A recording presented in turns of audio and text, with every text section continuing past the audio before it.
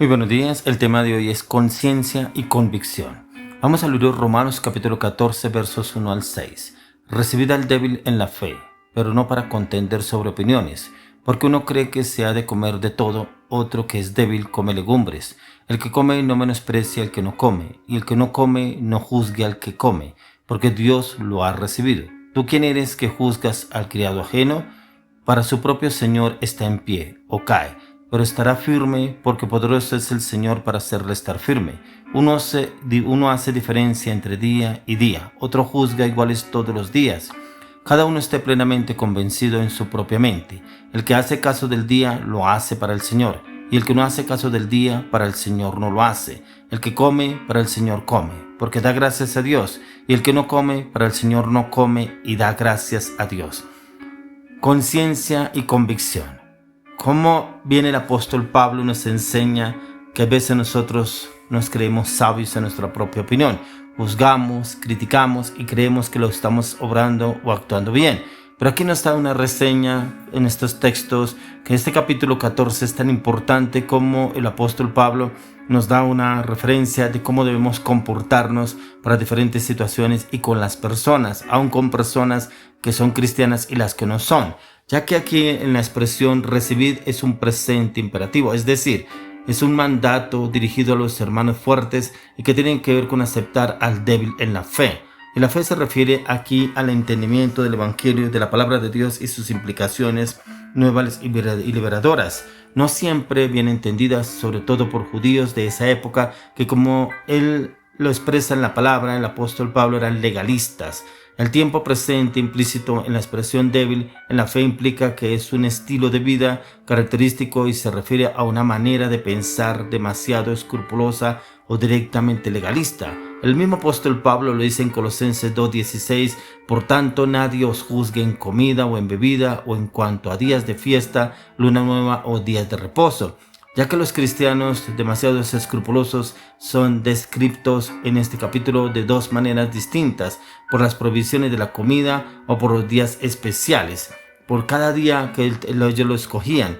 Debemos tener cuidado de no categorizarnos demasiado rápido en algunos de estos grupos, porque a menudo un creyente débil en el área es fuerte en otras, donde otros son débiles. Ya la expresión no contender sobre opiniones aquí nos da a entender que es aceptar a otros cristianos con lo que no estamos de acuerdo, a los que no debemos tratar de cambiar, ya que los creyentes estamos todos en proceso, por lo que debemos dar tiempo al Espíritu Santo para que nos lleve a todos a la madurez. Pero aún en la madurez no siempre los creyentes estaremos todos de acuerdo en todo, ya que usted y yo somos un edificio en construcción, y este edificio en construcción solamente se termina de construir cuando nos encontremos con nuestro Señor Jesucristo. Y ahí donde dice que uno cree que se ha de comer de todo, dice muchos creyentes que en Roma estaban divididos respecto a un asunto discutible. Algunos habían determinado comer solo legumbres, mientras que otros comían legumbres en todos los demás alimentos, incluso en la carne. Ya que aquí el apóstol Pablo habla que el comer en sí no es un asunto moral,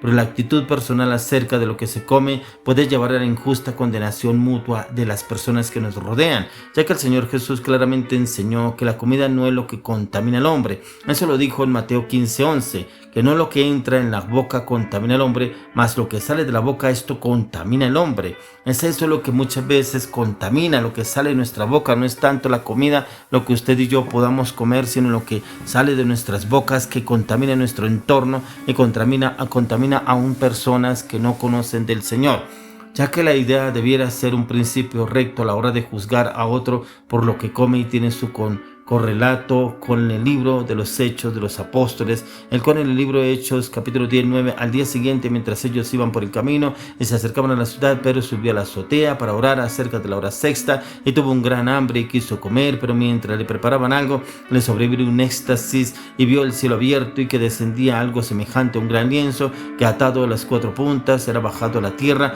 en el cual había de todos los cuadrúpedos terrestres y reptiles y aves del cielo, y le vino una voz: levántate, Pedro, mata y come. Entonces Pedro dijo: Señor, no, porque ninguna cosa común o inmunda he comido jamás. Volvió la voz a la segunda vez: lo que Dios limpió, no lo llames tú común.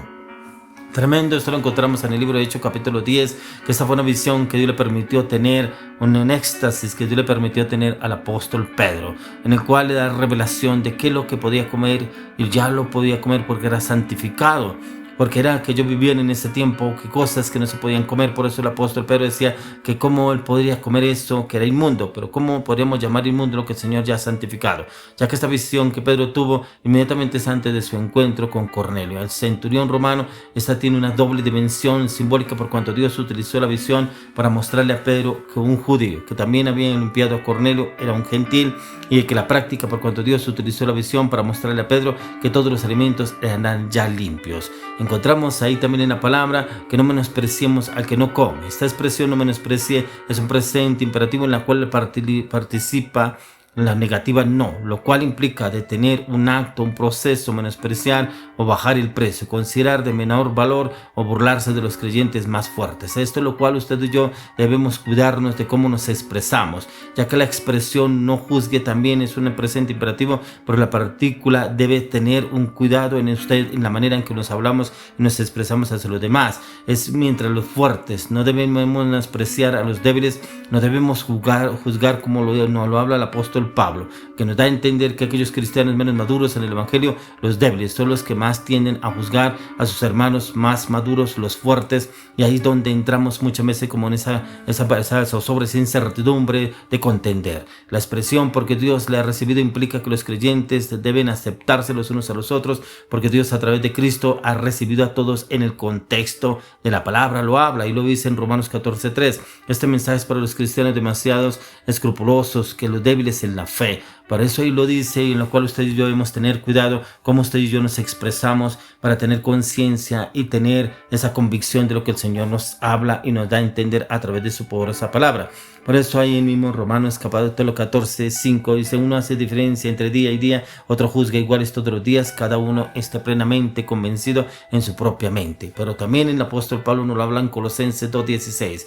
Por tanto, nadie os juzgue en comida o en bebida, o en cuanto a días de fiesta, luna nueva o días de reposo, ya que en realidad todos los días pertenecen al Señor, pertenecen por igual. No hay días especiales, no hay tal cosa como lo secular versus lo sagrado, todo es sagrado para el Señor. La expresión cada uno esté convencido en su propia mente es la clave para tener paz en esta área. Las convicciones personales del creyente son prioridad al realizar sus acciones, pero no son para todos los creyentes como lo juzgan muchas personas. Y ahí en el verso 6 dice que le hace caso del día, lo hace para el Señor. Todas las cuestiones relativas al estilo de vida del creyente sinceros deben hacerse como para el Señor y no solo por preferencias personales. Usted y yo debemos actuar como el Señor nos lo habla a través de la palabra, como lo expresa la palabra, no como hay otras personas que actúan acorde a sus pensamientos, acorde a sus estructuras, acorde a sus ideales. No, debemos actuar acorde como nos habla la palabra y nos lo expresa el Señor aquí en cada situación, como lo habla en este capítulo 14,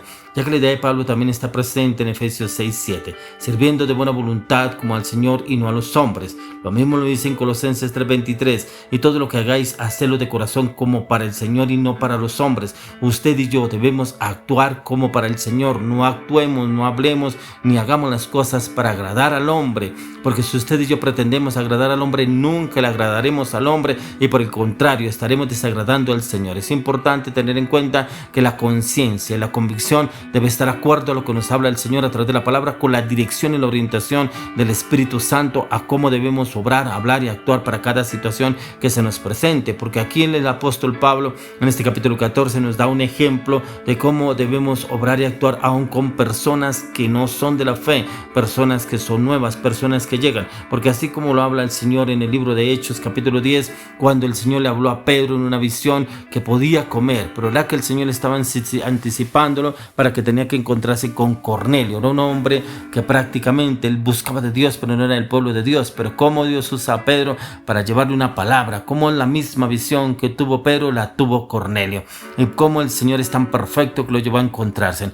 es lo que el Señor quiere hacer con usted y conmigo, que haya conciencia y convicción, así como lo hubo en Pedro. Él hubo conciencia y convicción, que más adelante lo encontramos en el libro de Hechos, cuando él se encontró con los apóstoles y le contó que el mismo Señor le había hablado y le había dicho que él podría predicarle a los gentiles. Los gentiles somos usted y yo, que por la gracia de nuestro Señor Jesucristo nos rescató y nos llamó para entrar en el reino, para ser salvos a través del conocimiento de nuestro Señor Jesucristo. Le doy gracias al Señor por esta palabra que nos lleva a conciencia y convicción en Cristo Jesús.